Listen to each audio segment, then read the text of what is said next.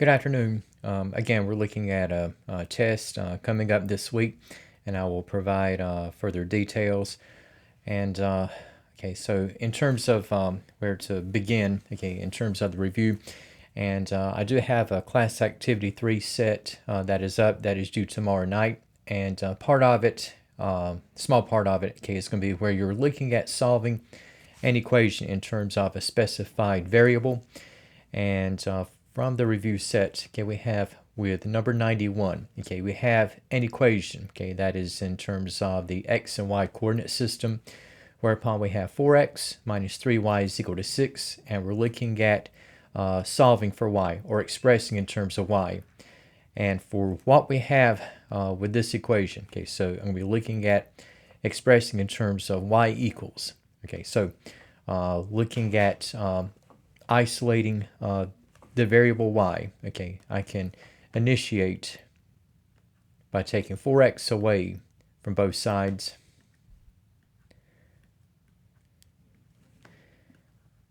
And looking at what we have in the mix, okay, so if I take 4x away from both sides, okay, so we have negative 3y is equal to 6 minus 4x, or negative 4x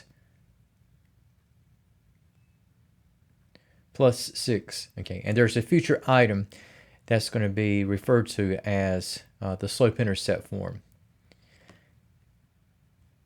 And looking at putting y by itself.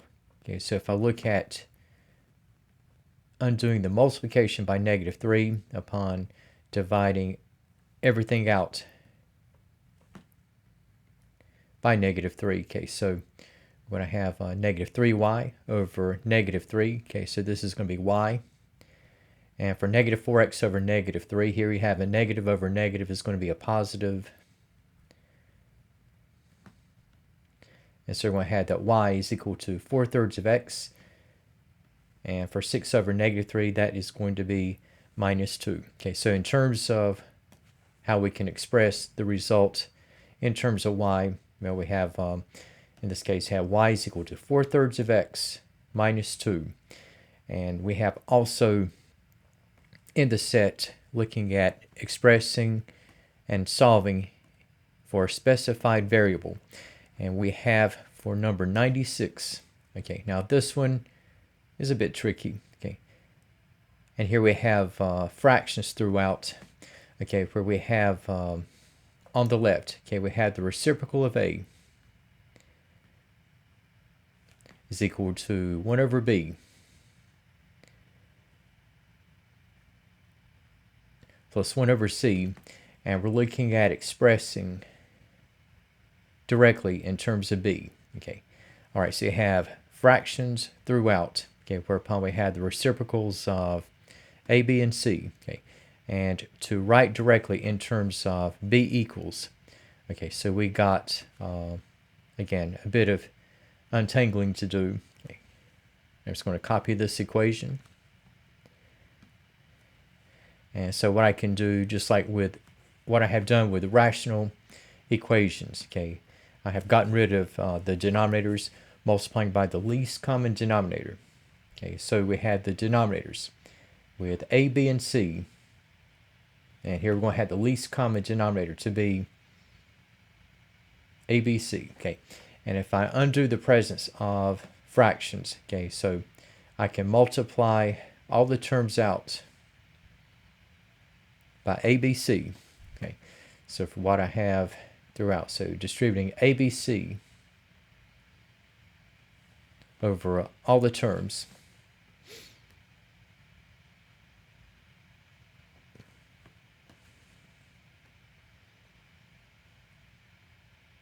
And we're going to have some cancellations coming up.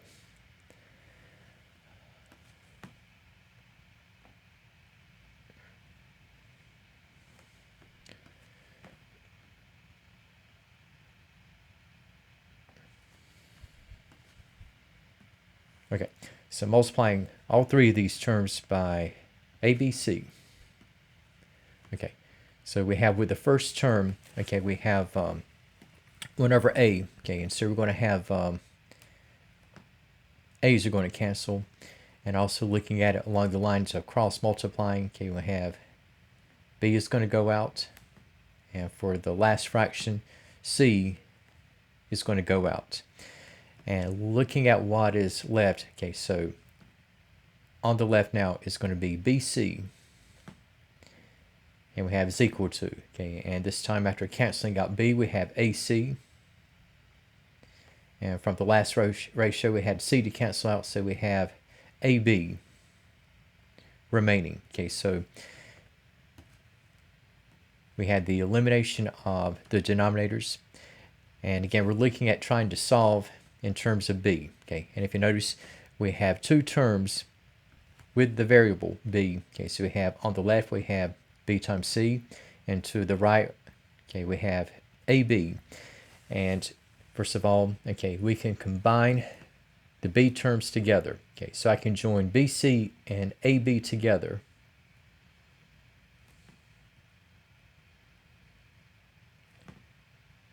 So I can move to ab, okay, and now, okay, we're at bc minus ab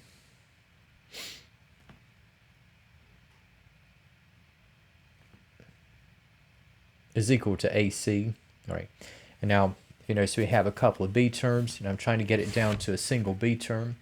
Okay, and for the follow through, okay, now for the difference of the terms, okay, we have a common factor with b, so I can express the difference between bc and ab in factor terms. Okay, so we have b times the quantity of c minus a is equal to ac. And now looking at having b by itself, so if I divide everything out, okay, by c minus a,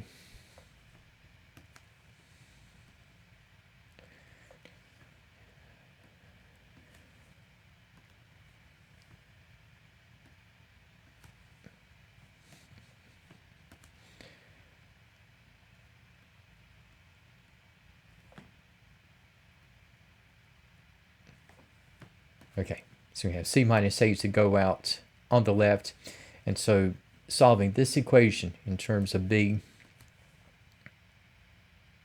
we have that b is equal to a times c all over c minus a.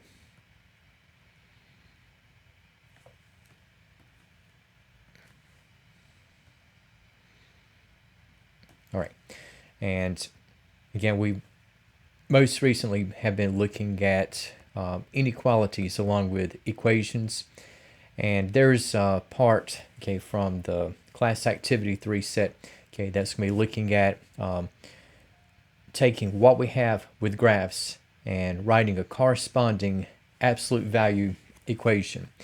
Okay, and let's say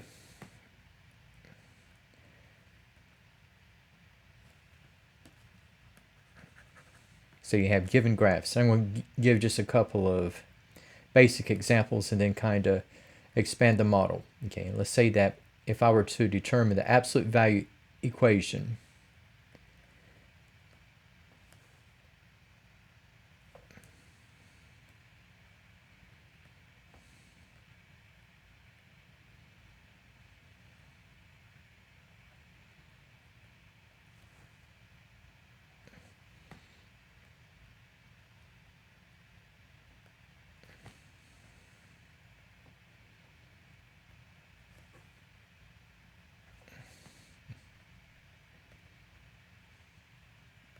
okay, and let's say that in terms of a graph, okay, so I'm just going to put up a number line.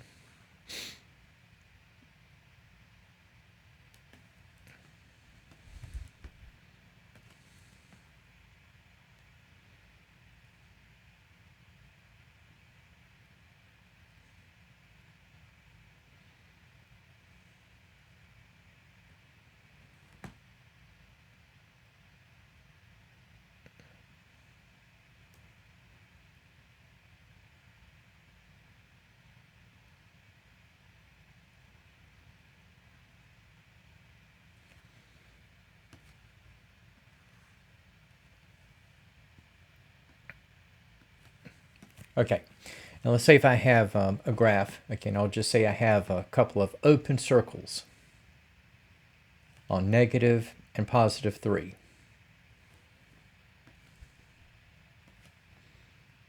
And we'll say those circles, okay, are going to be connected, okay, by a line segment.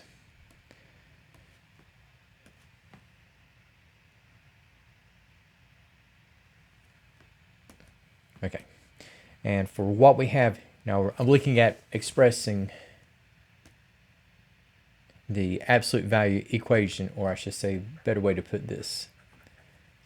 In a way, I am dealing with an equation, but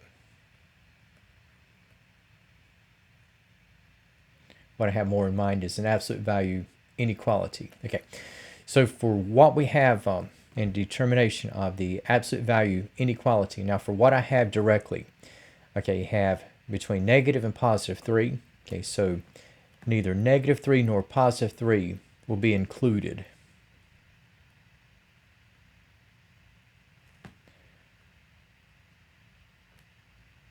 And if you notice the circles, you have negative 3 is 3 units to the left of 0, positive 3 is 3 units to the right of 0. And so you have a balance in terms of the absolute values of the negative and positive terms involved. Okay, and so you're going to have your k value equal to 3. And the inequality that springs forth, okay, namely the compound inequality, this is going to correspond to where we have the absolute value inequality. It's going to be whereupon we have the absolute value of x is less than 3. So it's kind of like taking it and working backwards. Again, if like the absolute value of x is less than k, then negative k is less than x is less than positive k. Now, let's say that if I have another bit of activity, and we'll say that we have solid points on positive and negative 4.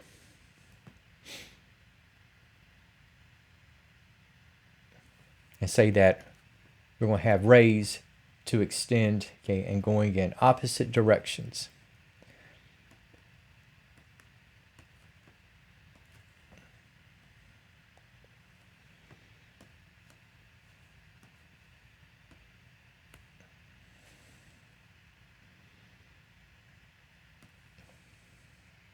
Okay, so our starting points, okay, we have negative 4 on the left, positive 4 on the right.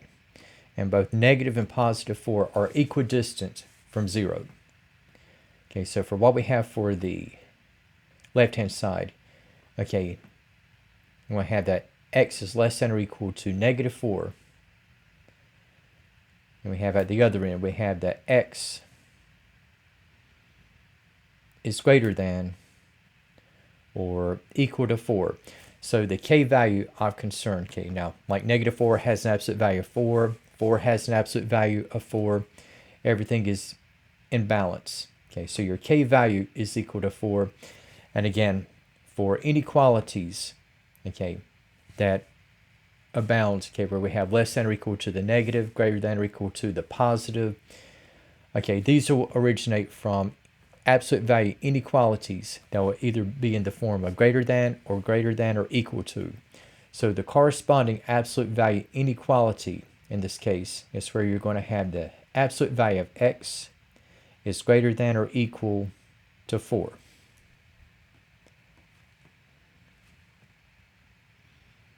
Okay, so for the first two cases, okay, the k values are automatic. But let's say that if I change things up a little bit, okay, and let's say that for what we have in the third case,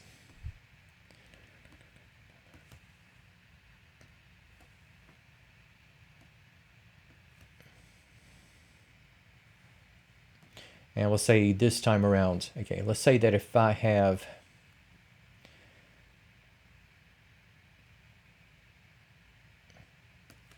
just close points here. Say I have a close point on 1 and a close point on 5.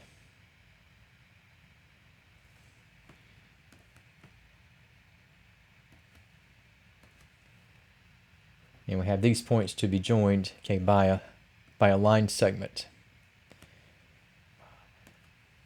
Okay, so for what we have in this particular case, all right, so you got -1 and 5. Now, just looking at it upon face value, okay, so it just has an inequality. So we have -1 is going to be less than or equal to x, which in turn is going to be less than or equal to 5. Okay. And if you notice, I don't have the k value established because I want as much negative on one side as I do positive on the other. And so if you notice, -1 is one space to the left, 5 is 5 spaces to the right. So what I want to do is just kind of shift over and create a bit of a balance. And what I'll do here,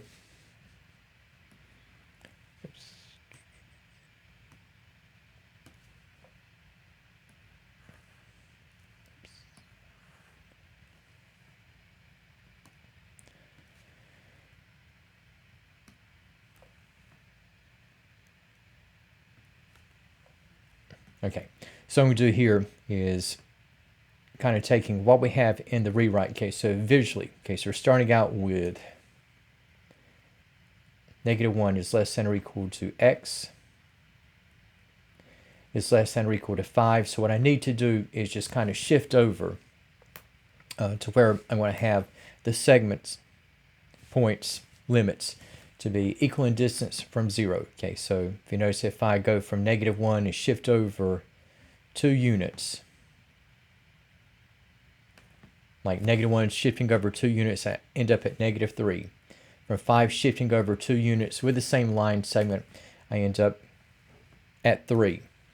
And just looking at the activity,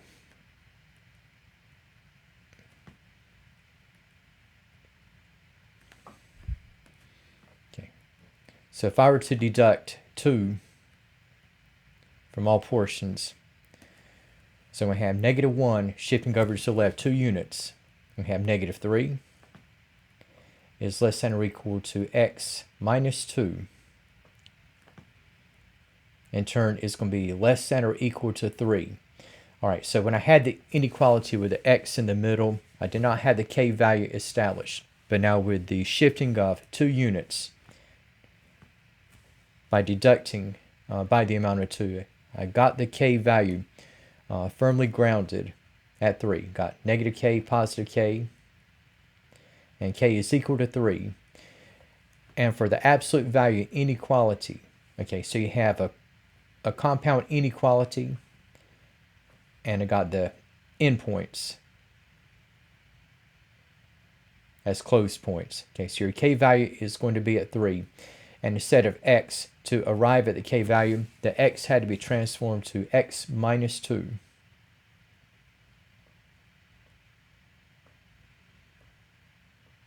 And so for the absolute value inequality, okay, we're going to have the absolute value of x minus 2 is less than or equal to 3.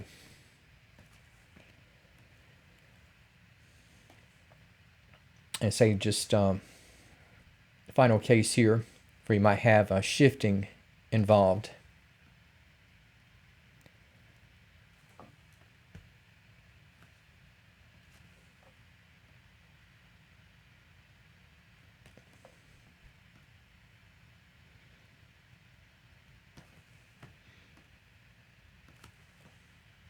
I'll just change the numerical scale on this one. Okay, now we'll have 0 in the middle.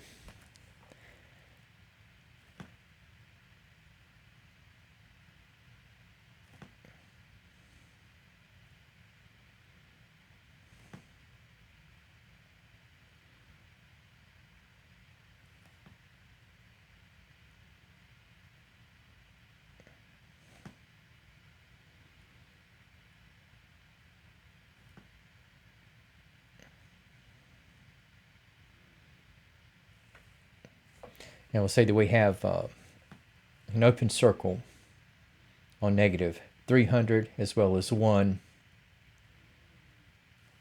on positive 100.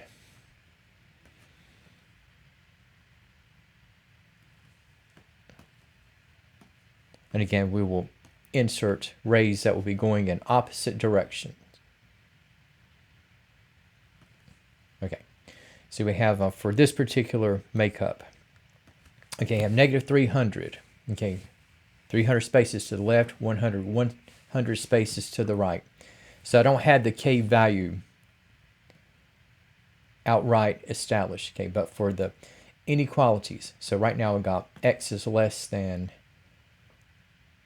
negative 300, and to the right, okay, so I have that x is greater than 100, and say that if I shift both of these rays, okay, over, okay, so say if I move over 100 units,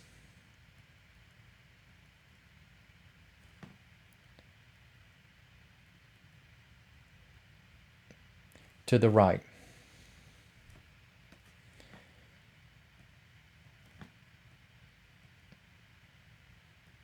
and still keeping what I have originally for x, but just rewriting, okay, to where we're going to have the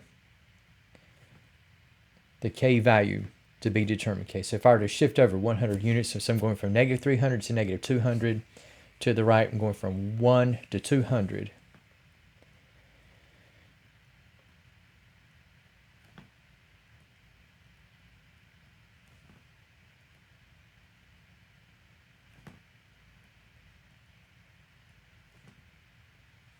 And so we're going to have in the rewrite where the inequalities that will point out the K value. Okay, so we're going to have on the left, okay, so you got x plus 100.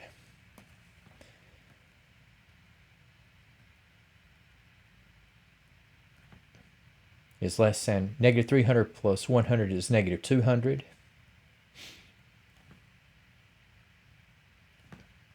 And to the right, I have x plus 100 is greater than positive 200. Okay, and so we have at the one end of the spectrum, okay, we have increasingly negative. The other, we have increasingly positive. And we're able to establish the K value, which is going to be at 200. And again, we're able to identify the K value by adjusting the x to x plus 100.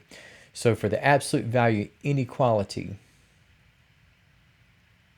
instead of just x, again, we transform to x plus 100, where the absolute value in this case is going to be greater than 200.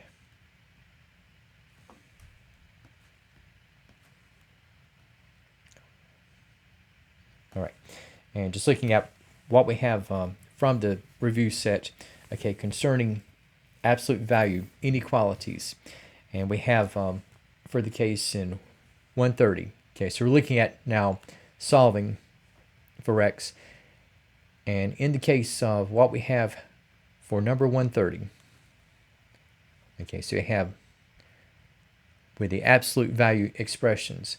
Okay, first item, okay, we have an absolute value equation, and here we have the absolute value of w plus 2 followed by the addition of 1 is equal to 6. Okay, so we have an absolute value equation. Okay,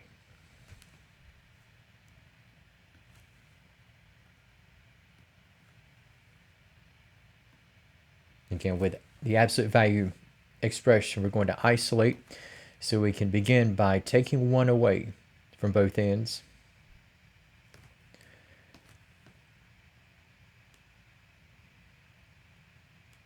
And so we have the absolute value of w plus 2 is equal to 5.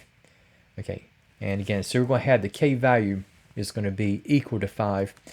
And taking out the absolute value bars, we have that w plus 2 is equal to plus or minus 5. And for the possible values of w, have it. The one end have w plus 2 is equal to negative 5. And that w plus 2 is equal to 5. Okay, and so looking at what we have with the established equations,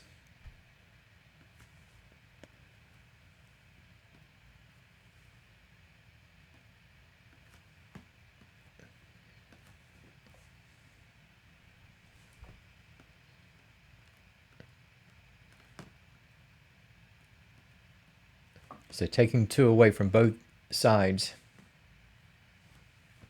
in the equations. So for w plus 2 is equal to negative 5, we have that w is equal to negative 7. And for w plus 2 is equal to 5, okay, we have that w is equal to 3. Okay, so there will be 2 possible values for w that will work for this equation. So we have negative 7 and positive 3. Okay. All right.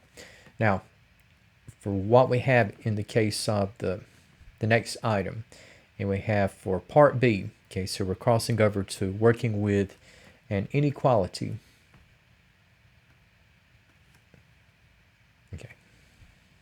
Oops. Yeah, so instead of going with equal to 6, we have it where it is going to be less than 6.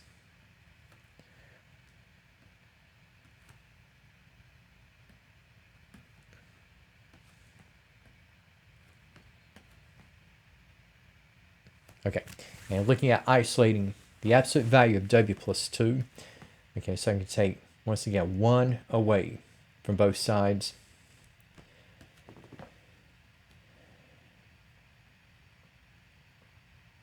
Then we have the absolute value of w plus 2 is less than 5. Okay, so this is going to be a parallel to the absolute value of x is less than k. Once again, the k value is going to be at 5. And when the direction is, or the inequality is less than or equal to, upon removal of the grouping symbols, we have a compound inequality. And in this one, we have that negative 5 is less than w plus 2, which in turn is going to be less than 5. And so we have, in establishing, okay, so you got negative 5 is less than w plus 2.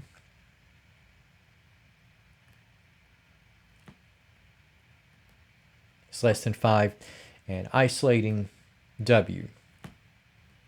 Okay, so we're taking 2 away from all portions. And we have negative 5 minus 2 is going to be negative 7. And we have that negative 7 is less than w, which in turn is going to be less than 3.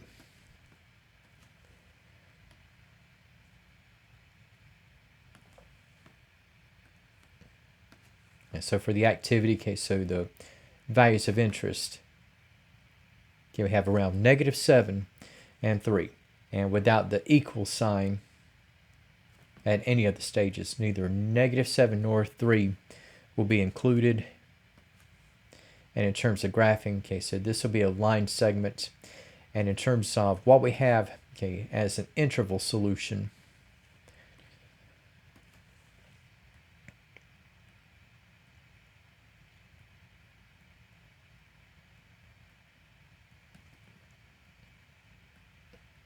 and so we have between negative 7 and 3. And so we have, in closing, those numbers will be parentheses. All right. Now, and for what we have in the case of part C, okay, now we've got an inequality, and we have one whereupon we'll be going in the other direction, but where we will have the equal sign to be included. And now we have in part C, okay, we have the absolute value of w plus 2 followed by the additional 1 is greater than or equal to 6. Again, just like before, if I isolate the absolute value of w plus 2,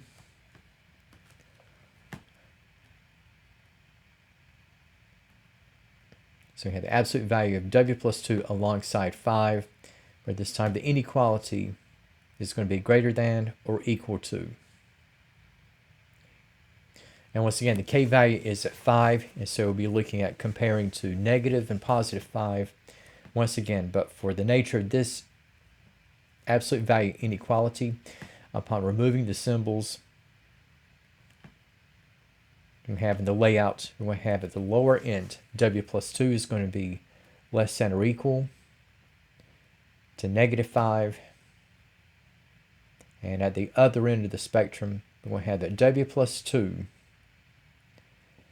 is greater than or equal to 5.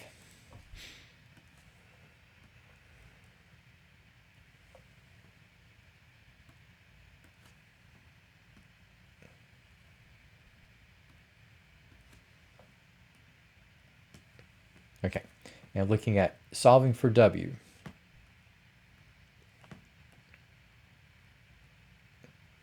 Okay, so we're looking at taking 2 away from both sides in the situations. Now for w plus 2 is less than or equal to negative 5. Okay, this will lead up to where upon we have w is less than or equal to negative 7. And for what we have for w plus 2 is greater than or equal to 5, we have that w is greater than or equal to 3. So we're back to where we have negative 7 and 3 are values of interest.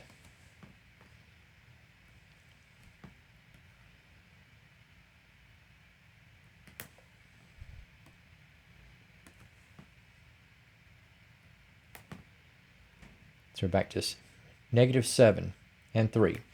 Okay, and so we have with negative 7, we have w is less than or equal to. And with 3, we have w is greater than or equal to. Again, the equal signifies the inclusion of negative 7 and 3. So we have a close point on each value. And then for negative 7, okay, you have the rest of the values. W is going to be, will be less than. So this time we'll have a ray going continuously to the left. And regarding 3, okay, we have going, leaving 3, you have a ray that will be proceeding to the right. Okay, and just for the continuous motion, we will have infinities involved. And so for the interval solutions,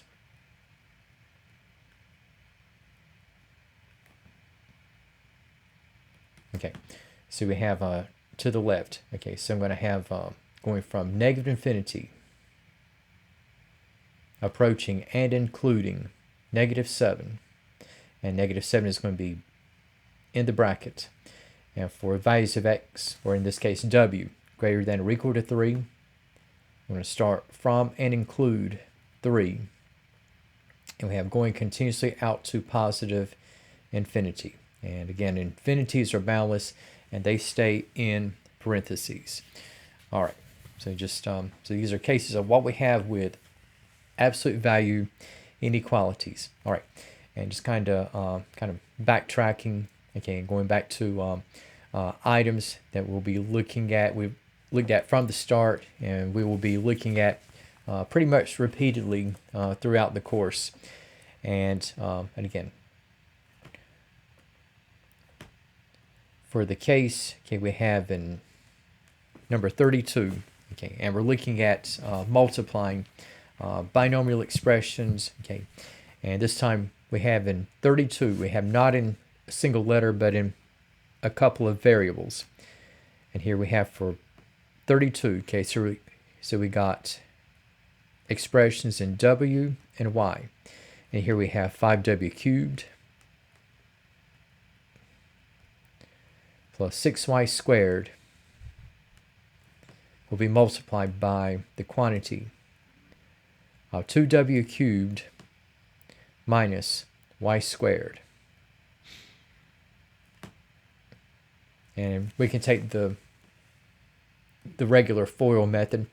Okay, so for the first product, okay, so you have connecting 5w cubed and 2w cubed. 5 times 2 is 10. And again, for w to the third times w to the third, we'll add the powers. So we have 10w to the sixth. Now for the outside terms, they got positive 5w cubed times negative y squared So we have negative 5w cubed y squared. Inside product, okay, we have 6 times 2 is 12. We've got y squared times w cubed, and we can rearrange in alphabetical order. And for what we have in the case of the last product, we have 6y squared times negative y squared. So we have negative 6 times y to the fourth. Okay, and we have so we have first term. Okay, we have 10w to the sixth. Outside and inside product are going to end up as like terms since we have both letters raised to the same degree.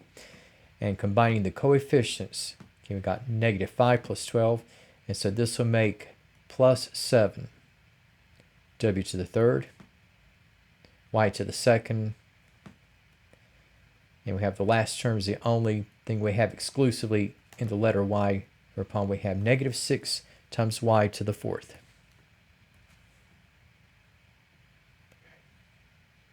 All right, and for what we have in the case of the next item, and we have for number 34, okay, now we've got a situation that is going to lead up to a difference of squares. And for what we have in this one, so I have a field of a plus b, a minus b.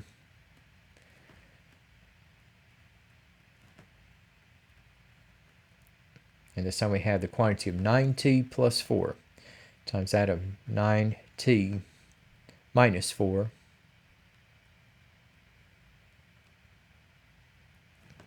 And again, just foiling out. Okay, so 9t times itself. Okay, that is going to be 81t squared. Outside product, okay, we'll have negative 36t. Inside product, we'll have a positive 36t. Last product, positive times negative 4 is going to be a minus 16. And this time we have additive inverses with the outside and the inside products. And so those will go out. And so we're left with the difference of squares. We're going to have 81t squared minus 16.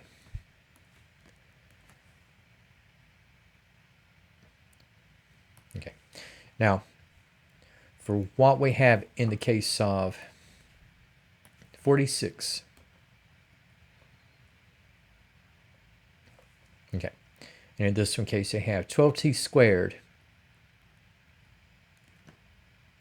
minus t minus 6. Okay, so we're still looking at working with binomial expressions. Okay, so this time we're transitioning from multiplying out binomials to factoring a trinomial into binomial expressions. And for 12t squared minus t minus 6, okay, there are various ways that you can solve.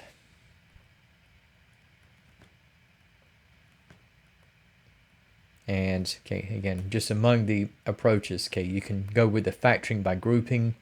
Okay, so for the leading coefficient and the last coefficient, we have positive 12, negative 6. And if I multiply together, you have 12 times negative 6 is negative 72.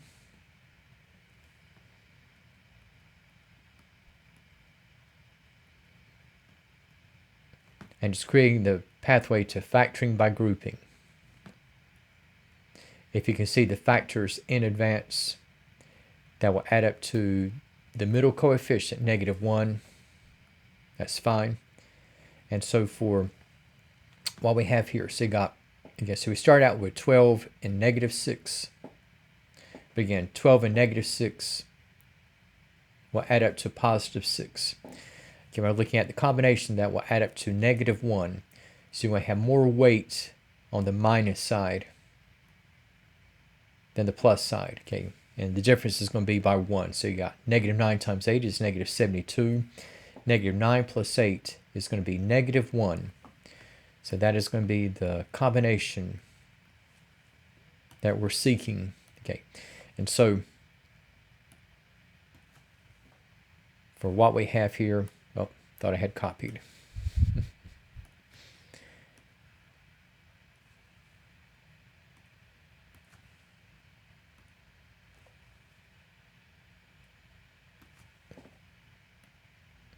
Okay, so got negative 9 and 8. And we'll use those values to split up the negative t into variable terms. Okay, and again, it really doesn't matter what order you place the terms. And I've said it before, if you got a negative and a positive factor, put the negative out at the front, just to ensure that the middle operation is addition, and it would just decrease the amount of concentration required in terms of like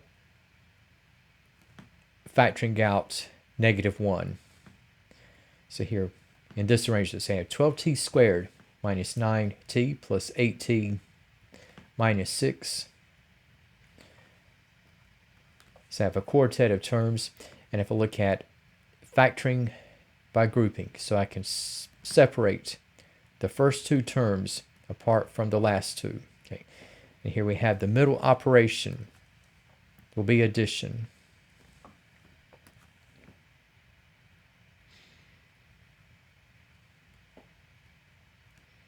And now drawing out the greatest common factors from each pair. So we have 12t squared and negative 9t. Greatest common factor is going to be 3t. And taking into 12t squared minus 9t. Okay, so we have 4t minus 3. And we can bring down the plus. And for 8t minus 6, okay, the greatest common factor between 8t and 6, okay, that is going to be at 2. And 2 will go into 8t minus 6 also, 4t minus 3. Okay. And so for what we have for the factors of 12t squared minus t minus 6, notice we have the binomial 4t minus 3 in common. And the outside terms in operation clustered together will form the other binomial factor, which we will have at 3t plus 2. Okay, so you can always check 4t times 3t is going to be 12t squared. Outside product we have at 8t. Inside we have at negative 9t. 8t minus 9t is a negative t. And we have negative 3 times 2, which is negative 6. Okay. And so you have factoring out to 4t minus 3. Quantity times the quantity of 3t plus 2. All right, now for the case we have also where we can factor by grouping, and there's going to be like an additional layer of concentration where factoring is concerned.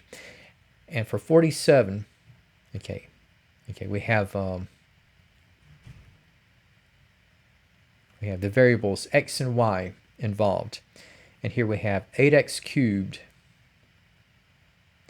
minus 40 x squared y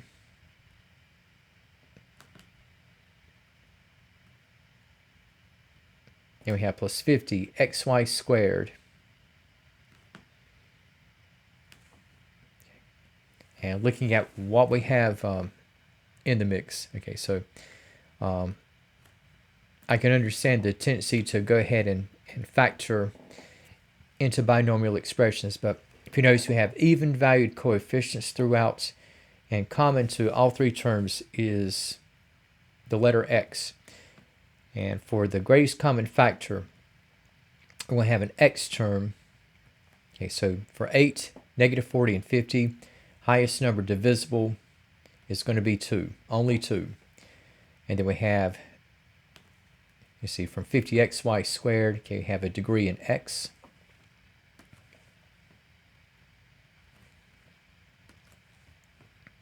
So if I go ahead and factor out 2x, we have in the rewrite, so you have 2x and into 8x cubed minus 40x squared plus 50xy squared. This is going to be 4x squared minus 20xy. And for the last case, we have plus 25y squared. All right. So here I have partial factorization, but But for the rest of the factors, they will come from the lower degree trinomial that remains. Okay, so if I take what I have here, okay, and factor, I believe this might be a square trinomial.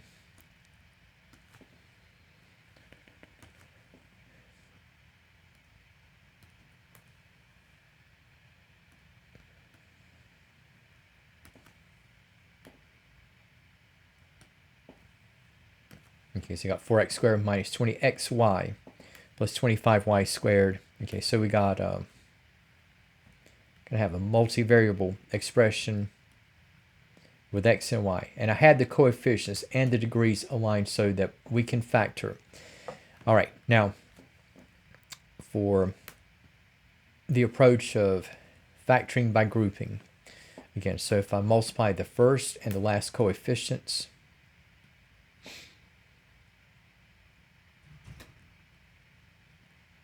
okay, so I have 4 times 25 is equal to 100.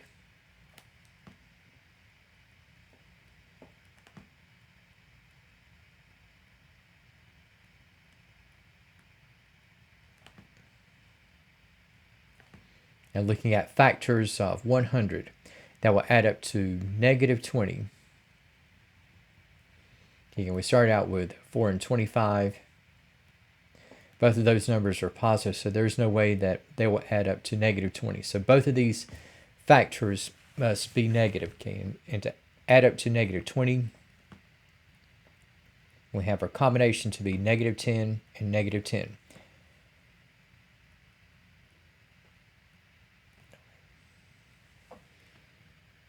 Again, so just reverting to our trinomial factor, that is to be factored out even further.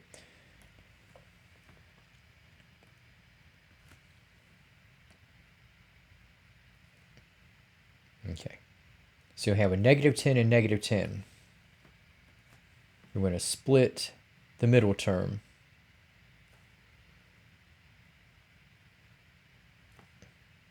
And so we're going to have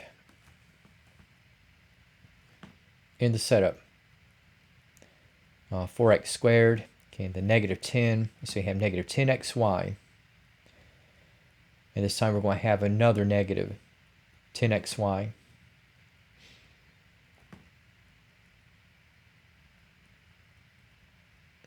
Plus 25y squared. And looking at factoring by grouping. Okay, so if I pair up the first two terms, so I have 4x squared minus 10xy. And now I tried to avoid this as much as possible, but this is one where I could not. And we had the middle operation to be subtraction. So think of factoring out negative 1 from the last two terms. So we have minus 10xy will be like the negative of 10xy. And 25y squared is going to be the opposite sign of negative 25y squared. You can sort of go back and check, remove the parentheses throughout. Got 4x squared minus 10xy,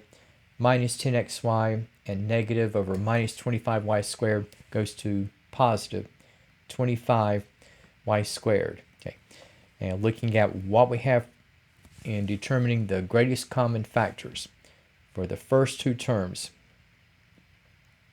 we have 2x, and this will be times 2x minus 5y, bringing down the subtraction. Okay, now disregarding everything before, if we look solely at 10xy minus 25y squared, greatest common factor is going to be 5 times y. And 5y into 10xy minus 25y squared, okay, that's going to be 2x minus 5y.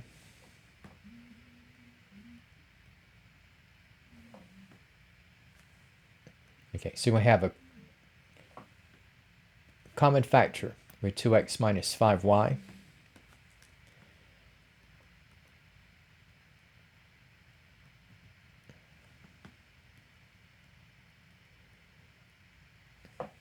and the other factor combining the outside terms, is going to follow that we have 2x minus 5y.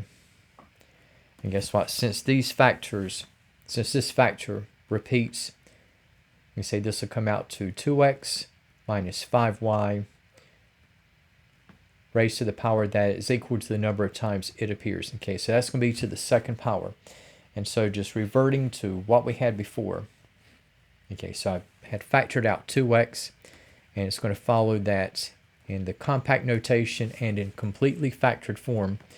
We're going to have this trinomial at the start to factor out to 2x times what is going to be the square of 2x minus 5y.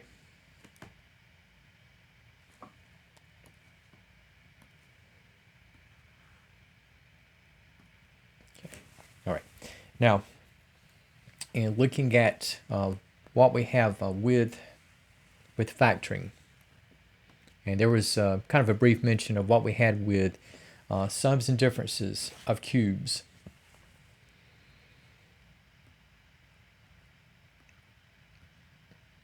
And you will not have to memorize those formulas. Okay, but in the case of 54,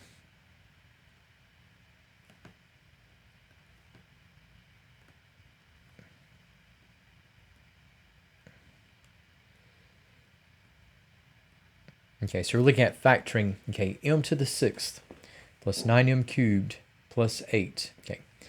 And in a sense, we could say that this is a case of what we have with an expression that is quadratic in form. Okay, so you have two terms in m where the higher degree term is twice the degree of the lower. So you have m to the 6th in comparison to m raised to the 3rd. Okay, so if I were to factor, so m to the 6th, I can factor out to m cubed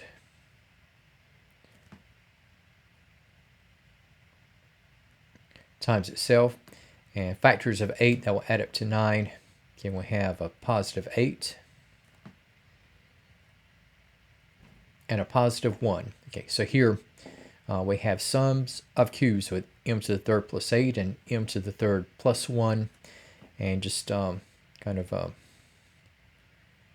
going back to what we have with sums of cubes.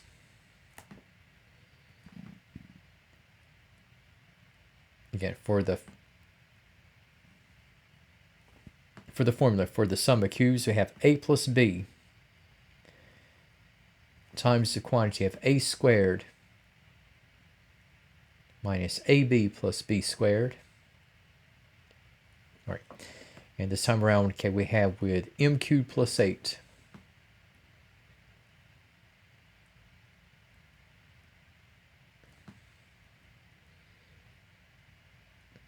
we say we have m to the 3rd plus 2 to the 3rd. So you can sort of envision like a is represented by m, b is represented by 2.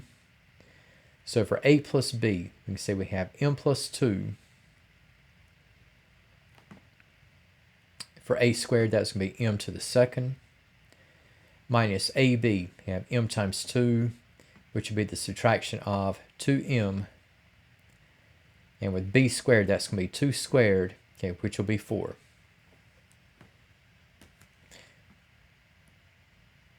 Again, for m cubed plus 1. Okay, so have the cube of m, so you have m to the 3rd. 1 is going to be the cube of 1.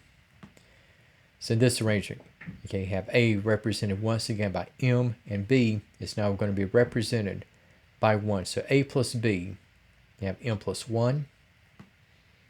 Again, a squared is going to be m squared minus ab is going to be the subtraction of 1 times m, or m times 1. So you have minus m, and b squared is 1 squared, which is going to be at 1. Okay, and so for what we're going to have in the follow through, okay, so we have with m cubed plus 8 and m cubed plus 1. Again, we have just kind of putting back, so you have m plus 2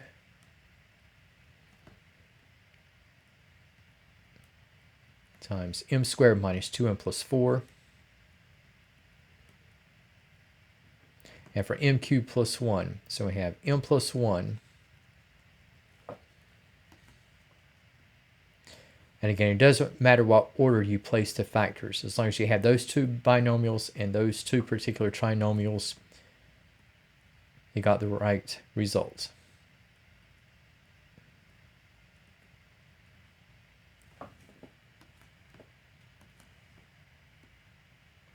Okay, so that'll be the complete factorization in terms of integer coefficients for what we have in the case of number 54. All right, now looking at what we have in the case of reducing rational expressions. Okay, and we have for the case of number 61. Okay, here we have going once again with the letter m. And we have with the rational expression, okay, so I have m squared minus 16 all over m squared minus m minus 12.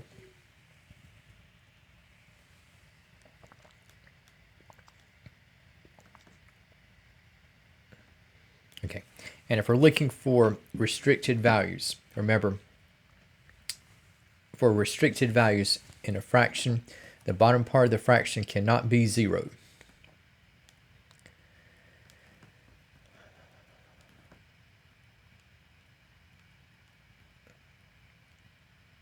Okay, so you have the m squared minus m minus 12 cannot be 0.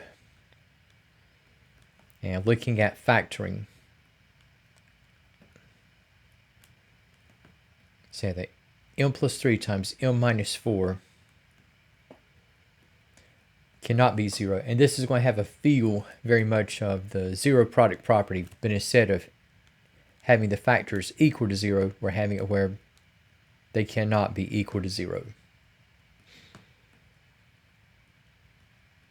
Okay, so to avoid a 0 denominator, okay, m plus 3 cannot be 0, so m cannot be negative 3.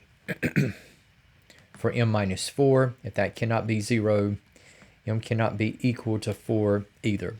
So these two items will be the restricted values.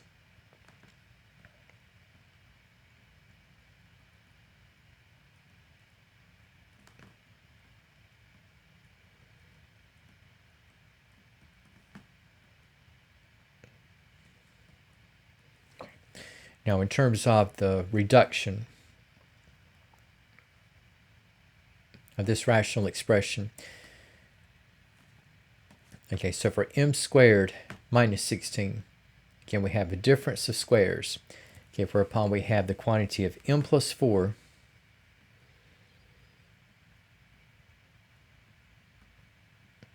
times that of m minus 4. And for m squared minus m minus 12, again, we had m plus 3 and m minus 4.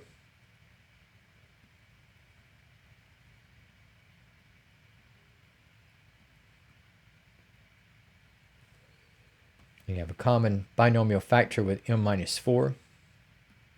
So we can get these out, and we have in the reduced layout, okay, we come out to m plus 4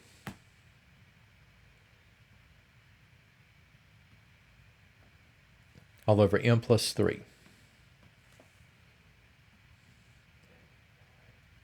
Okay, now looking at what we have with rational expressions. So we have operations between them. Okay, when we say that we have for number 65, okay, and say we have fractions with unlike denominators. Whereupon we have 7 over 20x, and we have plus 2 over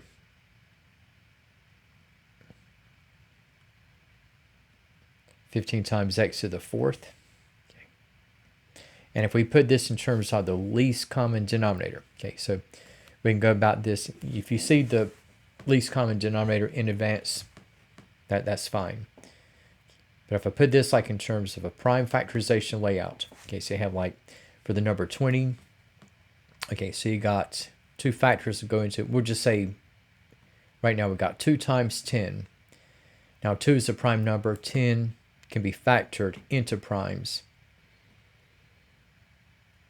And 10 will factor out to 2 times 5. So 20, we have 2 times 2 times 5. And 15, okay, along with 1 times 15, we have 3 times 5. 3 and 5, okay, those are already prime numbers.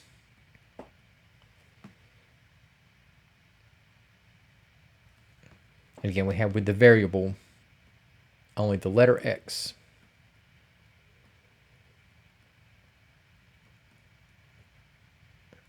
And for what we're going to have for the prime factors,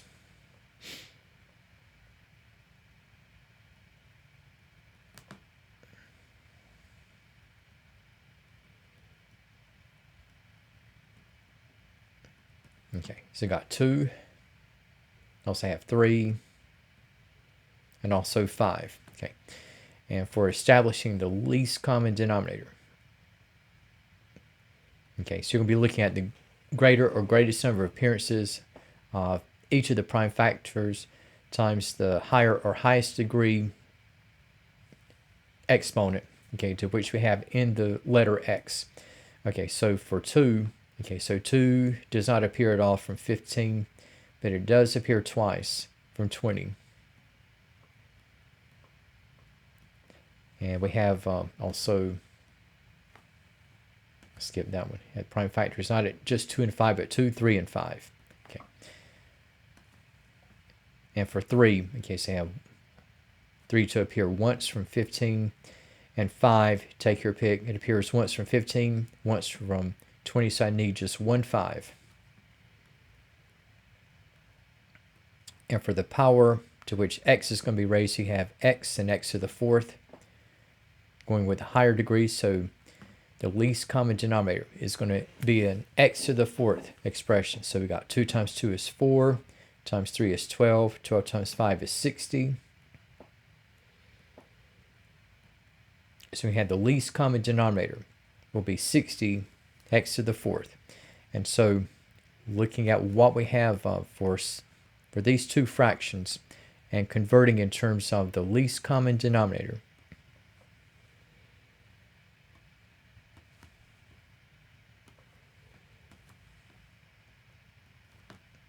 okay, so we have with the first fraction, we have 7 over 20x.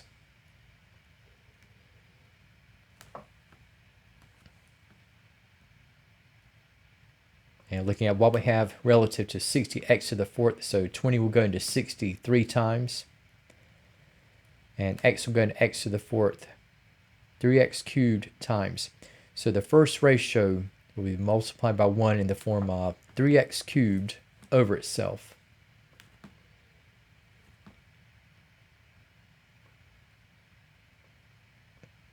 Now for 2 over 15x to the 4th. Okay, so we already have the x to the 4th portion. And we have to take 15 into 60, which will go 4 times.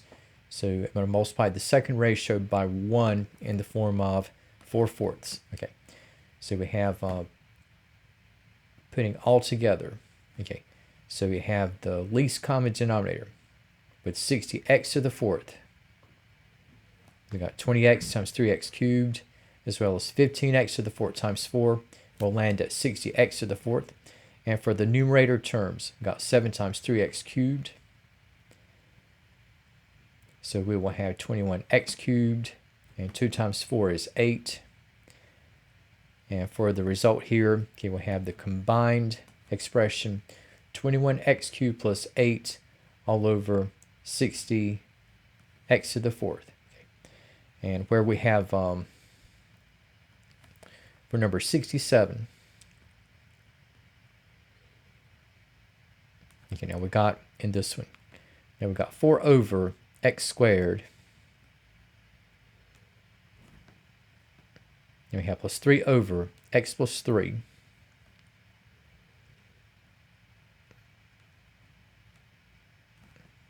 and we have plus 2 over, or made that minus 2 over x.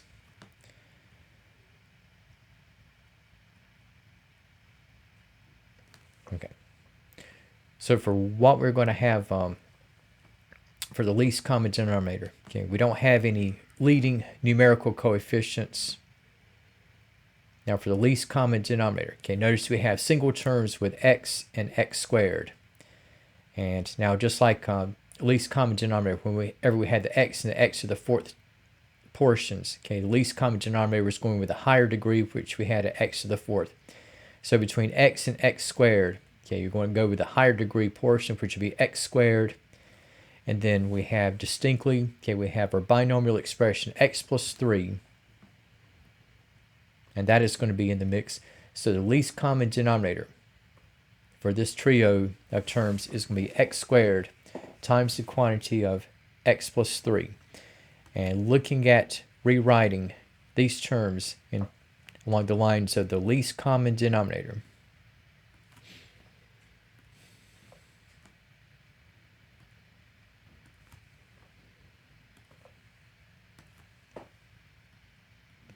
so you have with 4 over x squared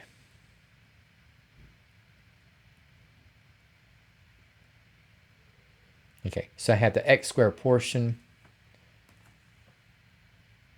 but x plus 3 is missing.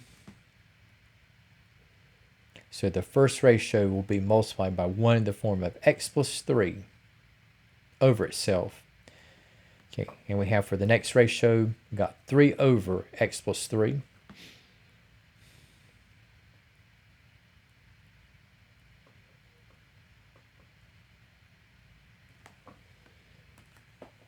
Now we got the x plus 3, but now we need the x squared.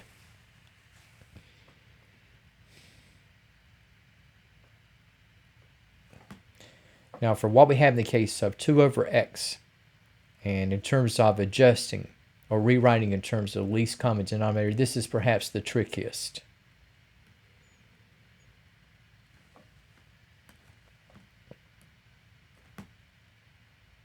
Okay, now before with the first ratio I had all of x squared, next ratio I had all of x plus 3, but with this ratio I don't have all of either one. Now for x, I don't have all of x squared, so I have a factor in x left over. And furthermore, I have still x plus 3. That is likewise missing.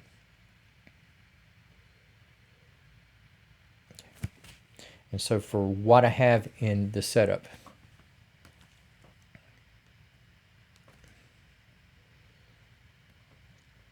we have with the fractions, okay, so I got x squared, x plus 3, x squared times x plus 3, x times x is x squared times the quantity of x plus 3. So all three of these terms will be adjusted where the denominator is x squared times the quantity of x plus 3. And what I'm going to do here is I'm just going to take the numerator portions.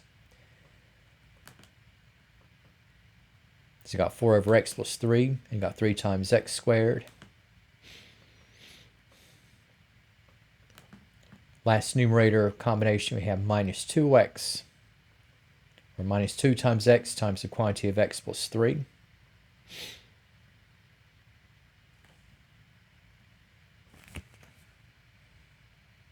Looking at distributing, what we have among the numerator terms.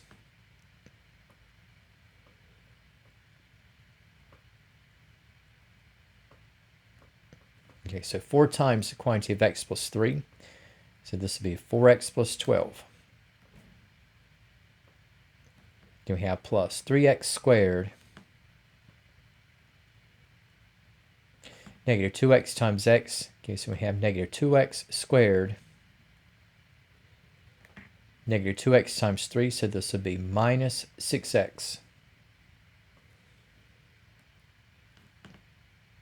And we have as we get closer to the final dismount.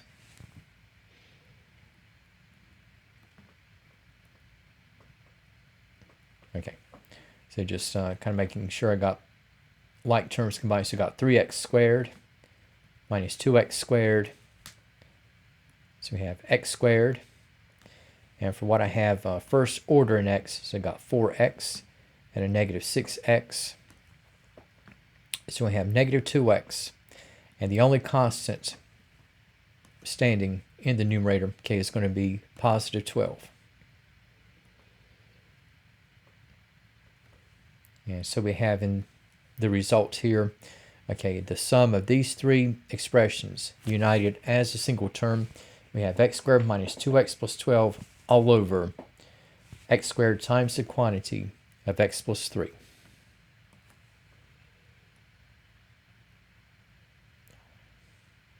Okay, and again, so this is what we have in the case of working with rational expressions. Okay, now for what we have working with rational equations, and this is going to be similar but yet distinct from just combining rational expressions. And we have, say, in the case of 76.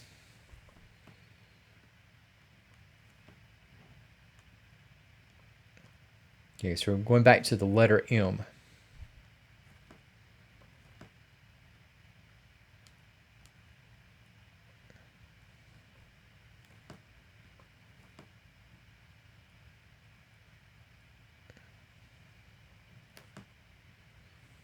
Okay, so here we got the denominators. Okay, so we have 3, 4, and 6. Okay, and looking at this time, we're going to clear out the fractions. Okay, so one might ask, okay, why did I not clear out any denominators here? Well, that was because I was combining rational expressions and there was no equal sign, but this time we have an equation. So you can use the least common denominator to clear out fractions if you're working with an equation. Okay, so we have for 3, 4, and 6,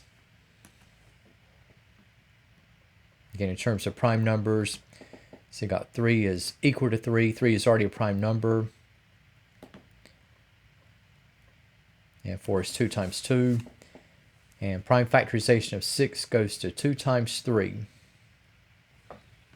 And again, you have your prime numbers with 2 and 3, so least common denominator. Okay, we have involving a couple of 2's. And you can say either one of these 3's, either from 3 itself or from the 6. And the least common denominator.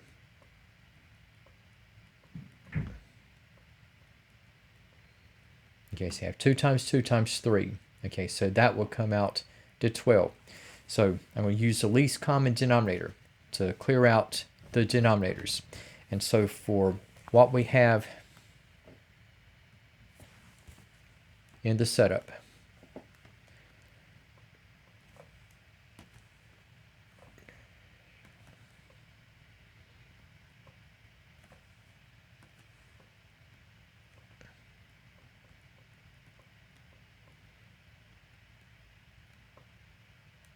okay, so 12 times the quantity of m plus 2 over 3 minus, and so we have 12 times the quantity of m minus 4 over 4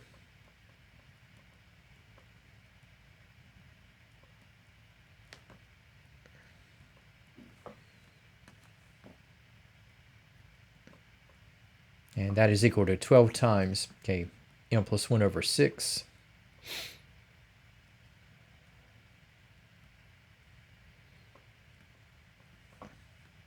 Okay, we have minus 12 times 1.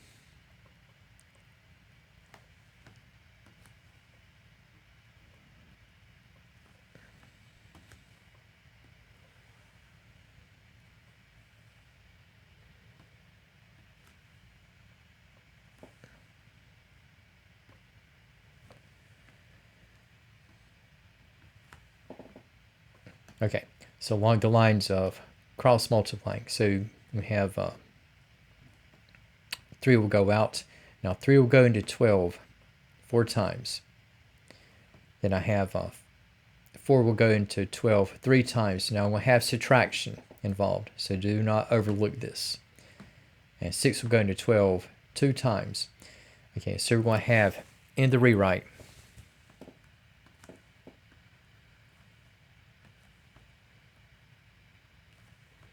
okay, so you have 4 times, okay, the quantity of m plus 2. Again, bring down the subtraction, so you got minus 3 times the quantity of m minus 4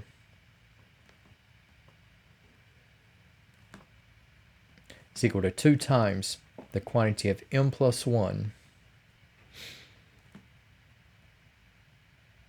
We got minus 12 times 1, so that would be a negative 12. Okay, so I have distributions to perform. And for 4 times quantity of m plus 2, okay, so that would be 4m plus 8. Negative 3 over m minus 4. I got negative 3m. Negative 3 over negative 4 becomes positive 12. 2 distributed over the quantity of m plus 1. Okay, so we have 2m plus 2. Then we got minus 12. And just gathering the like terms, 4m minus 3m becomes m. 8 plus 12 becomes 20. And to the right, have 2m plus 2 minus 12 becomes negative 10. Okay, so we have two sets of like terms on opposite sides of the equation.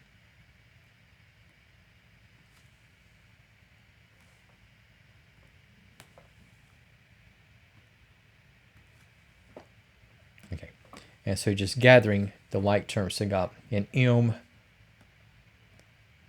You can take out either one. I like to take out the smaller expression. Okay, so if I do that, take m away, so I have 20 is equal to, and we have 2m minus m becomes m, and we have that 20 is equal to m minus 10.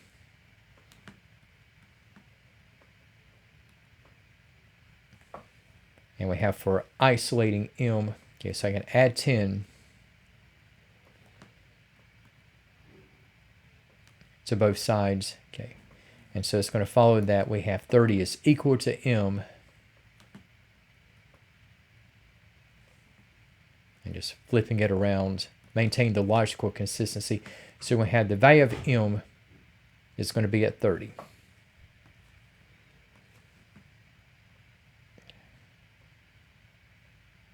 All right, so this is a case of what we have with rational equations.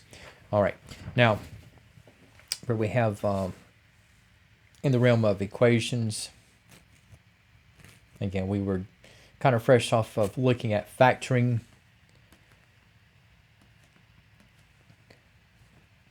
And the zero product property, as well as the factoring by grouping. Now, in the review set for number 80, now we're looking at trying to find out the solutions, if any, for y. Okay, and here we have a quadratic equation, and in this one, okay, we got 3y squared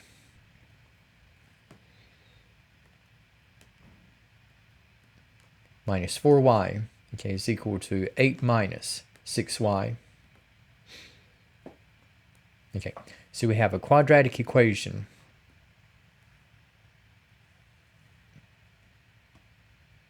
And if I put this in standard form, and that is to have the equation set equal to 0. Okay, so we got 3y squared is the highest order term,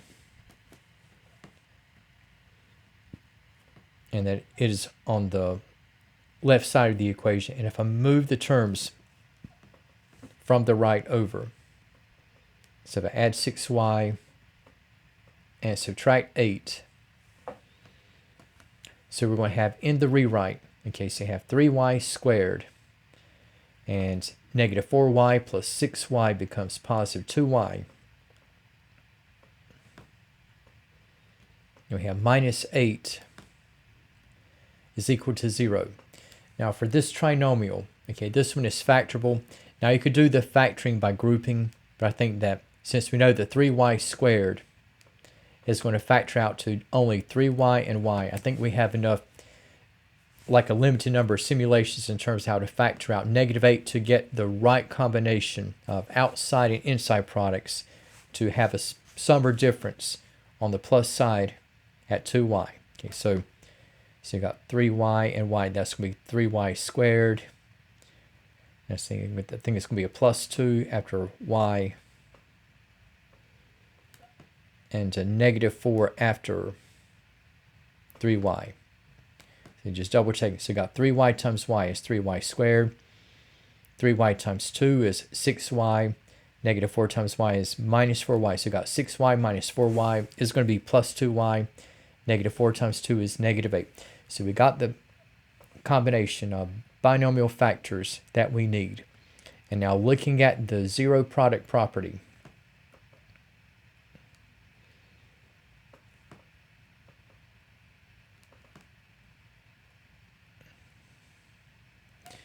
and looking at setting the factors each to 0.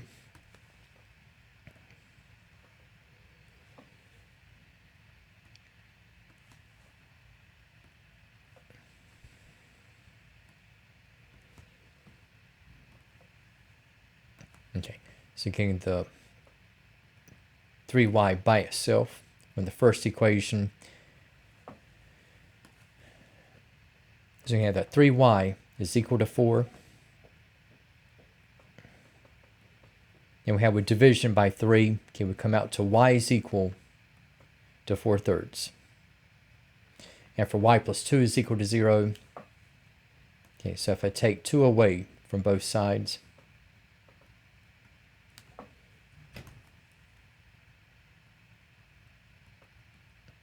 and so we're going to have that y is equal to negative 2. Okay, all right, so we have two solutions in y. One has a positive non-integer value with 4/3. In the other solution, we have the negative non-integer value with minus 2.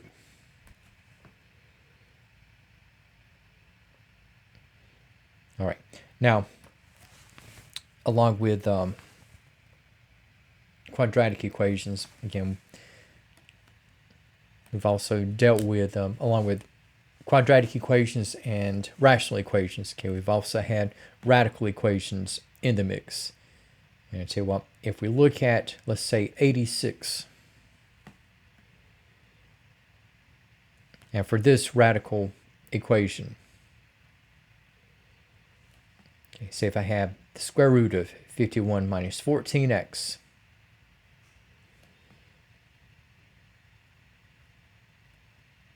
followed by the addition of 4 is equal to x minus 2. All right, so you have x present inside the radical, and also you have x present in the binomial x minus 2 on the right-hand side of the equation. Okay, and what we can do is that we can isolate the square root of 51 minus 14x. So I can just move the 4 over by subtracting.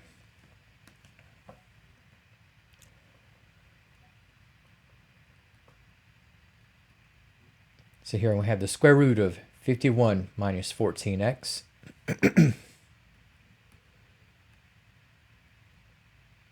Is equal to x minus 2. And here I can eliminate the presence of the square root. Remember, square roots will have implicitly an index number of 2. So I can square both sides of this equation.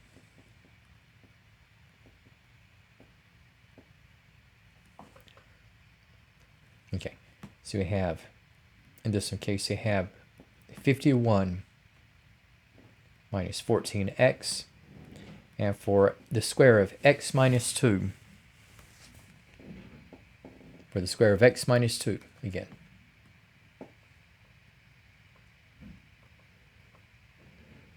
The thing that would trip so many up is that they'll remember the square of the x and the square of negative 2 and forget that there is a middle term. Okay, so for x minus 2 times itself, this will come out to x squared. And we have x terms of first degree that will combine. And negative 2 times negative 2 is 4. And so we have, for the result, we have x squared minus 4x plus 4. Okay.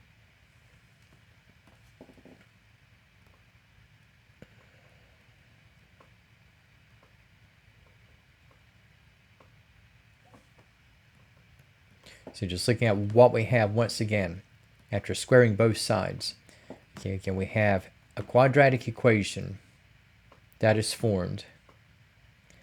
And if I put this in standard form, okay, now the highest degree term, or the squared term, is on the right-hand side. So I'll just move the terms from the left, namely by subtracting 51 and adding 14x.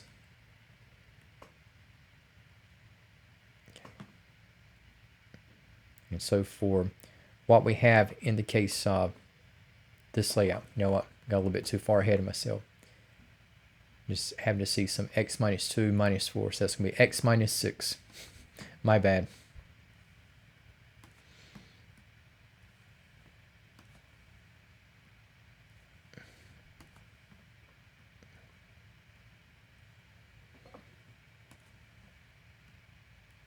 I was going to go back and check, which I still am.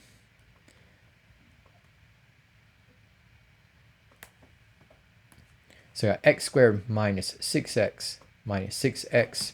Last part is 36. So I have x squared minus 12x plus 36. There we go.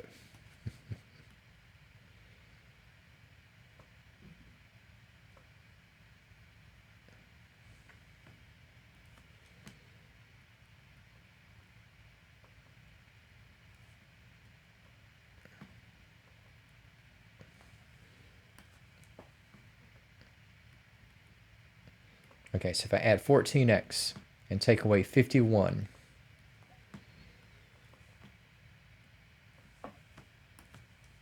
so we have that 0 is equal to x squared negative 12x plus 14x, that's going to make 2x. And 36 minus 51 is going to be a negative 15. Okay. All right. And what I'll do here, I'm just going to switch this around. Have the x terms on the left and the 0 on the right.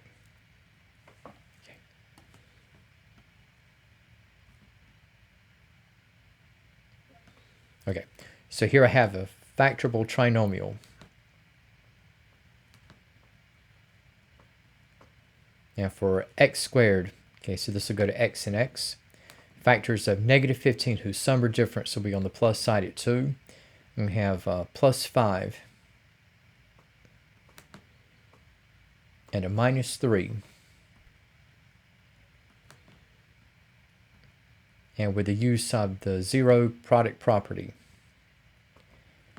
if I set x plus 5 equal to 0, we have that x is equal to negative 5. And if x minus 3 is equal to 0, well, we're going to have that x is equal to 3. Okay, so for what we have with these values, okay, we got a couple of apparent solutions, and I'm going to check these out.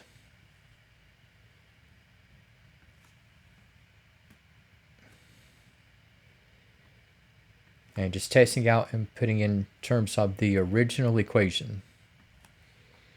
Okay.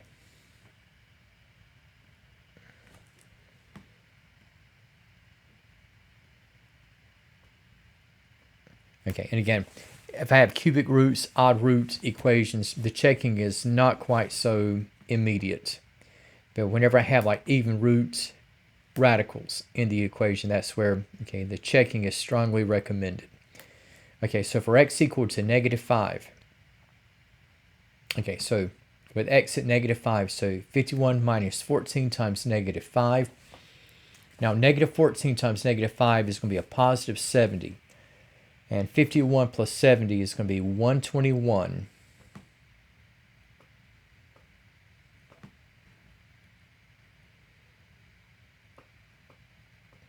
Now the square root of 121, again, the square root of an expression can only reduce to a non-negative. Okay, so the positive and negative 11 squared into 121, the square root of 121 is only going to be 11.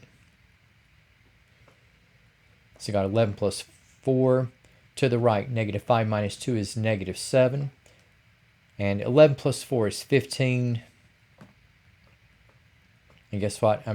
with x at negative 5 is trying to equate 15 with negative 7, which is not true. So that means that negative 5 is disqualified. And any chance of there being a solution is going to rest with x equal to 3.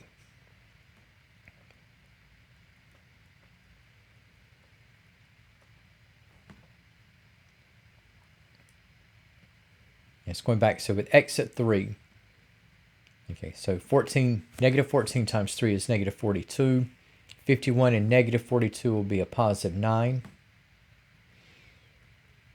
So I got the square root of 9 plus 4 is equal to 3 minus 2.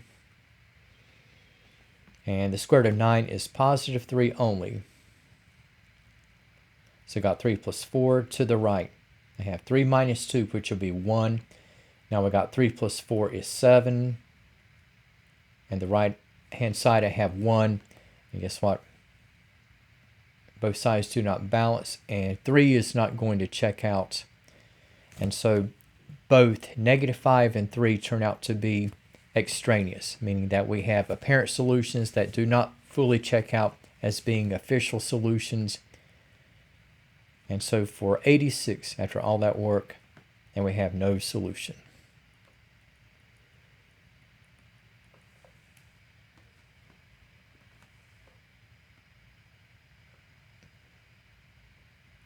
Okay, and again, along with radical equations, okay, again, you have exponents that will be of concern, okay, and so far we have dealt with real roots, and now for the next item, okay, we have potentially complex roots that will be involved, and we have, say, in the case of 105,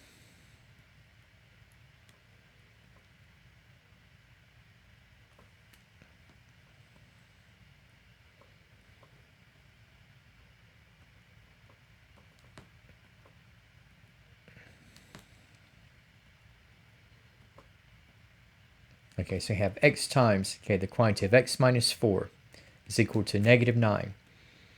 Okay, so looking at trying to solve for x, and say what, if I take care of the parentheses, then we have with distribution. So you have x times the quantity of x minus 4.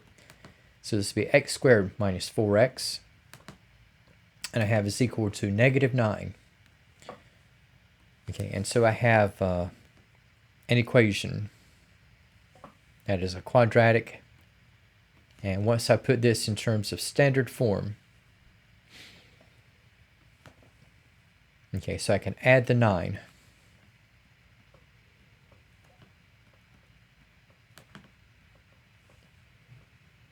And so we have in the setup, so we have x squared minus 4x plus 9 is equal to 0. So here I have a trinomial.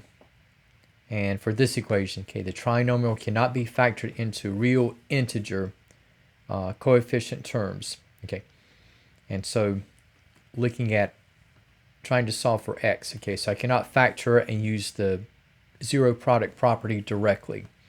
Okay, but what I can do is, say, as one possible route, is to apply the quadratic formula. Okay, so in this arrangement, so x squared, or 1x squared, we have a is equal to 1. And with the middle term, or first degree term, in x being subtracted, we have b is equal to negative 4. And we have with c being positive. Okay, so c is equal to 9. Okay. And looking at what we have for x, okay, so we have x is equal to negative b plus or minus. Okay, we have the square root of b squared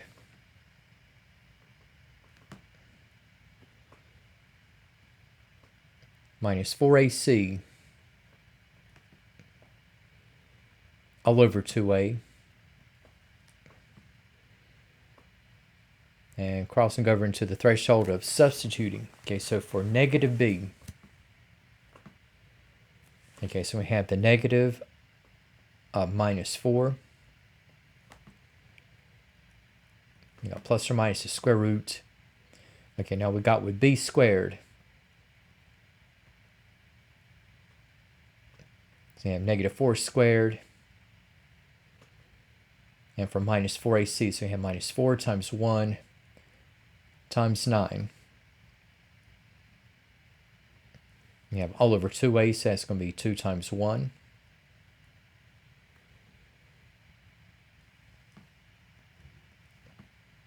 So now for what I have in x, okay, so got opposite sign of negative 4, so that would be positive 4. You got plus or minus. Okay, we got the square root. And the square of negative 4 is 16. For the minus 4ac part, got negative 4 times 1 is negative 4. In turn, negative 4 times 9 is negative 36. And 2 times 1 is 2.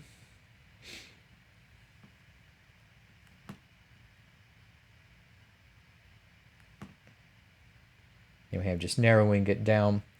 Okay, so you have 4 plus or minus the square root of negative 20 all over 2. So I got the square root of a negative, and I had to put this in reduced radical terms. So we have with the square root of negative 20,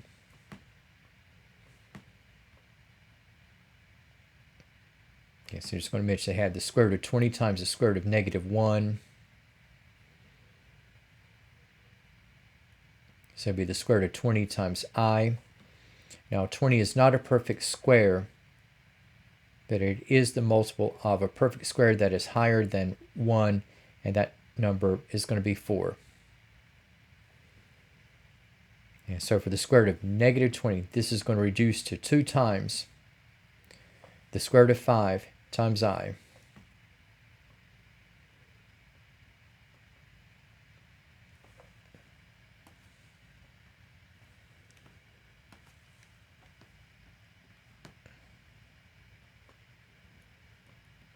So over the square root of negative 20, so we have 4 plus or minus 2 times the square root of 5 times I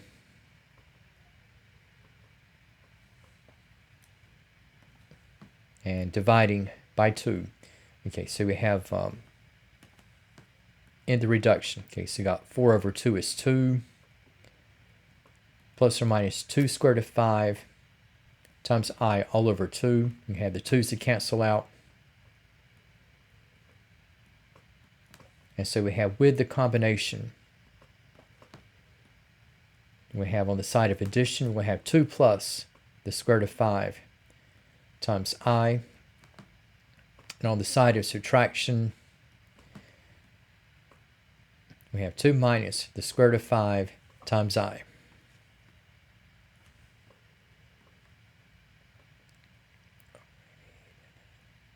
Okay, now for what we have in the case of quadratic equations, okay, we have close relative. Okay, we'll have in the case of equations that are quadratic in form,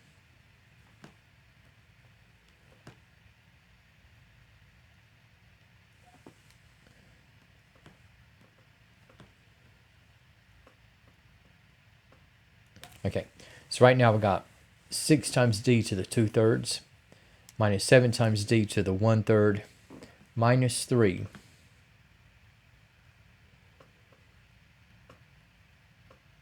is equal to 0. Notice you have a 2-to-1 ratio between 2/3 and 1/3. And we say that this particular equation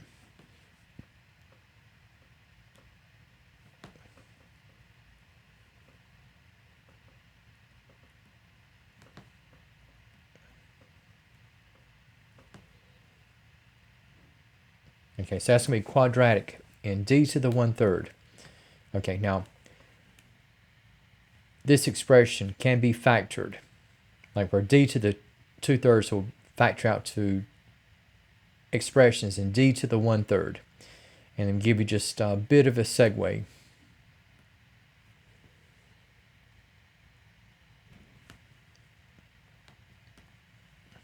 Okay, first of all, let's say instead of working with d to a fractional power, let's say if I go with something like the quadratic equation, 6x squared minus 7x minus 3.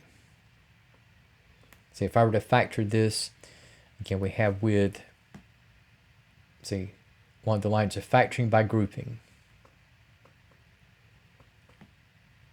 So you got 6 times negative 3 is equal to negative 18.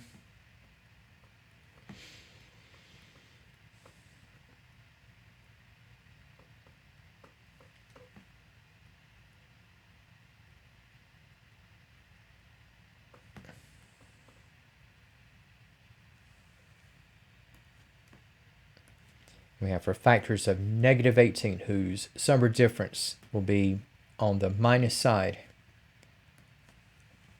at minus 7. Okay, so again we had 6 and negative 3.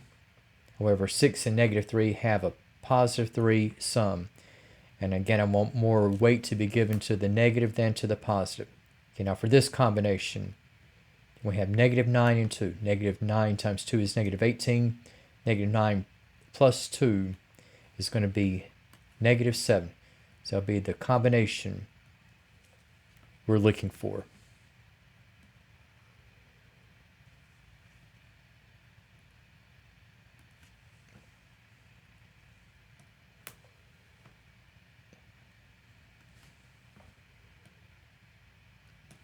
So again, just looking at negative 9 and 2, and looking at splitting up.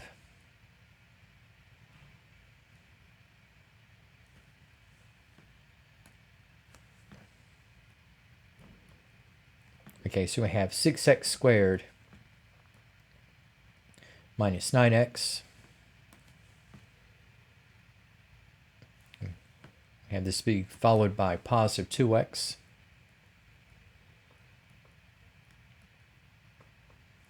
Minus 3, and then just looking at grouping together.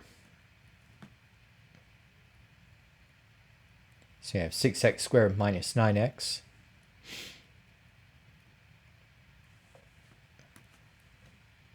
And we have addition in the middle.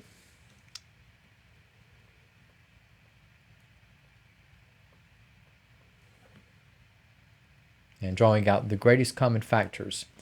Okay, so between 6x squared and negative 9x. Okay, so we have 3x.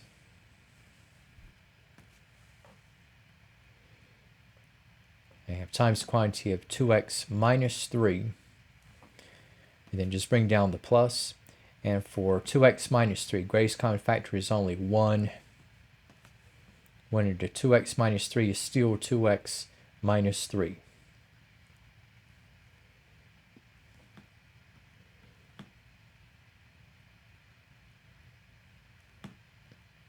So looking at factoring, okay, so we got 2x minus 3 in common. And combining the outside terms in operation, we have the quantity of 3x plus 1. Okay, so just on a parallel note, okay, so we got 6x squared minus 7x minus 3.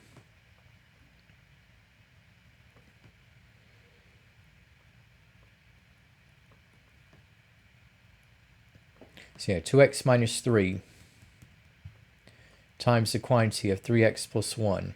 Okay. Now for what I have for d to the 1/3 as well as 2/3.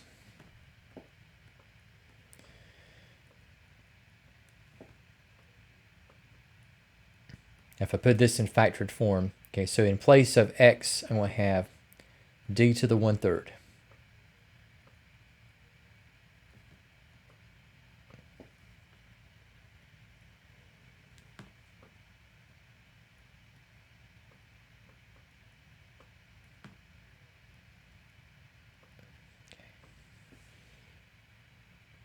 Okay, so that'll be the factorization.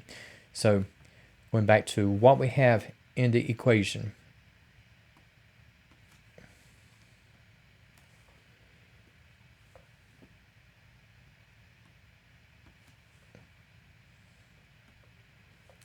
Okay, so just writing in factored form.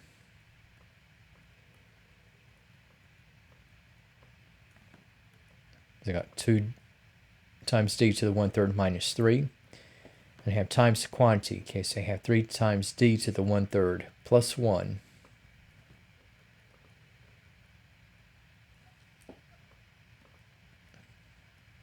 I have is equal to 0. Okay, so I can now utilize, okay, the zero product property. And if I set each of the factors, okay, to 0, okay, so we're going to have in the layout, okay, so we have 2d to the 1/3 minus 3 is equal to 0.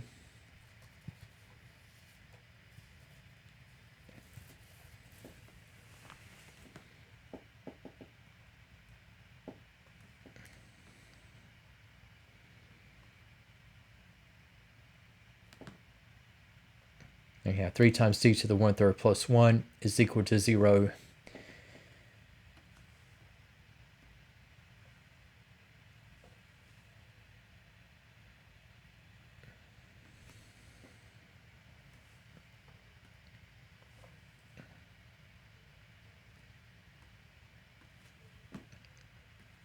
Okay, so what I have here, if I isolate each of the d terms,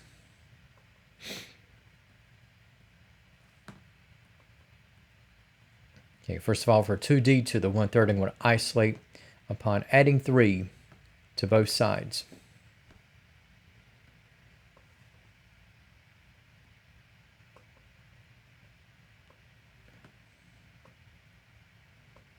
Okay, so I have 2 times d to the 1/3 is equal to 3.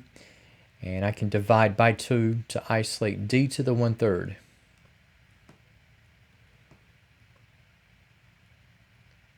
So we have d to the 1/3 is equal to 3/2. Now, here I have an equation with a non-integer exponent. And if I rewrite the non-integer exponent term as a radical, now d to the 1/3 is going to be the cubic root of d. Okay, so I have the cubic root of d is equal to 3/2. And I can free up the d from the cubic root upon taking the cube of both sides.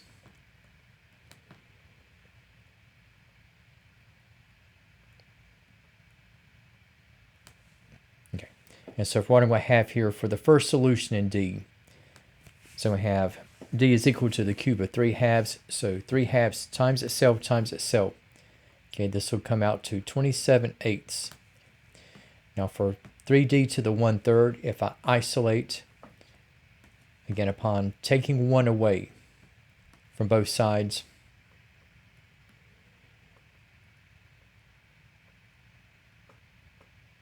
okay, so I have 3 times d to the 1/3 is equal to -1, and with division by 3, so we have d to the 1/3 is equal to -1/3. And here transforming into a radical. So we have the cubic root of d is equal to -1/3. Now if I had an even root, I would have in this statement a violation of the principal square root rule. So if I had like a second root or any other even root, there would be no solution. But the principal square root rule does not apply to odd root radical terms. So I can continue by once again cubing. And so we have yet another solution for d. In this case, we have the cube of -1/3. And -1/3 times itself is going to be 1/9, and then times itself once more, and we have -1/27. Okay, so I have two values in d that will work. Okay, so I have one at 27/8, and the other we have at -1/27.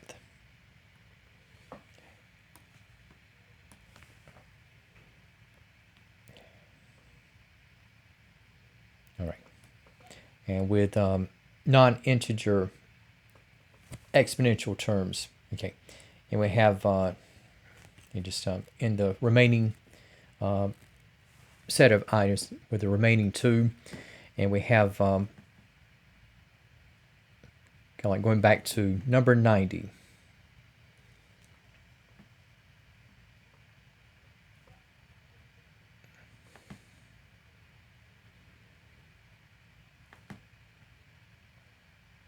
So we're looking at solving for the variable w.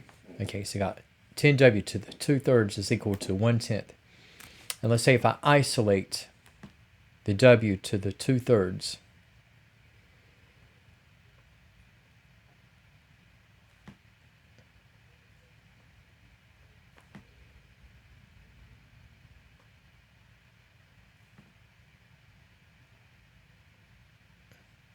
okay, so for 10w to the 2/3 over 10, you have upon dividing by 10, so you have w to the 2/3, and 1/10 divided by 10, you say we have 1/10, and dividing by a whole number is the same as multiplying by the reciprocal of that whole number. So 1/10 divided by 10, or 1/10 times itself. We have w to the 2/3 is going to be equal to 1 over 100. Okay, so I have the non-integer, I should say, yeah, the non-integer power term with w to the 2/3, and I can rewrite as a radical. And this time we have the cubic root of w squared is equal to 1 over 100. Okay, and I have w squared contained inside the cubic root, and I can free this up just like what I did with the cubic roots of d, and we'll raise both sides of the equation to the 3rd power.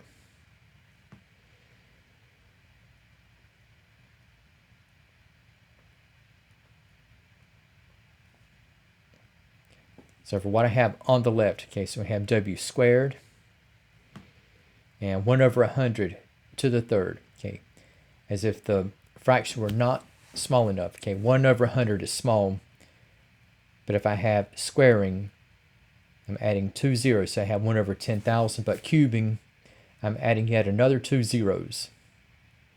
So I have w squared is equal to 1 over 1 million. And we have, going back to the square root property of equality, like if I have x squared is equal to p, x is going to be plus or minus, okay, the square root of p. And with p, and this very small fraction, and x represented by w, we have that w is equal to plus or minus the square root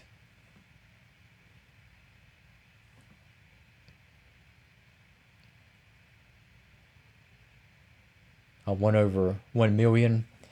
And now a million is both a perfect square and a perfect cube. And so for what we're going to have for w, we have additive inverse results. Okay, so we have for w have 1 over 1,000 as well as minus 1 over 1,000.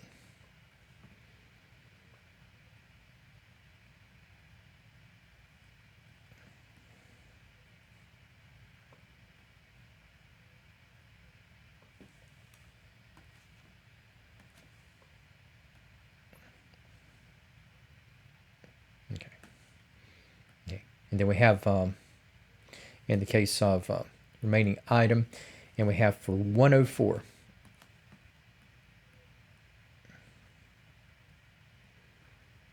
For 104. Okay, so I've got a quadratic equation in the variable t. And here I have 10t squared plus 1210 is equal to 0. Okay, so I got 10t squared plus 1210 is equal to 0. And what I can do, they could either factor out 10, divide by 10, or you can isolate 10t squared. So there, you can say there's a variety of ways that you can go about starting out the process. And we'll just subtract 1210 from both sides. Okay, so here we have 10t squared is equal to negative 1210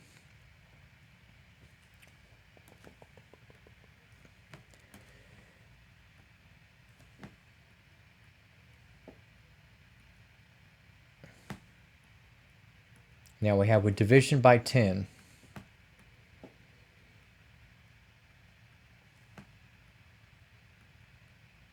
Okay, so you got t squared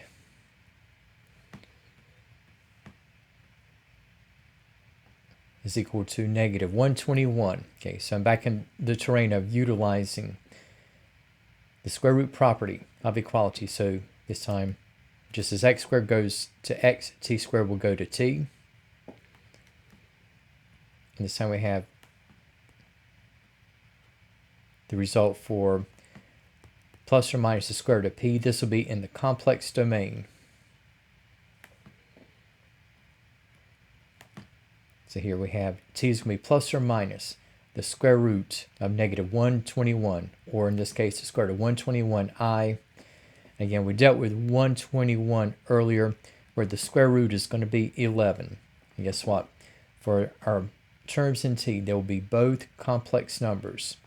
We're going to have that t is going to be positive as well as negative 11i.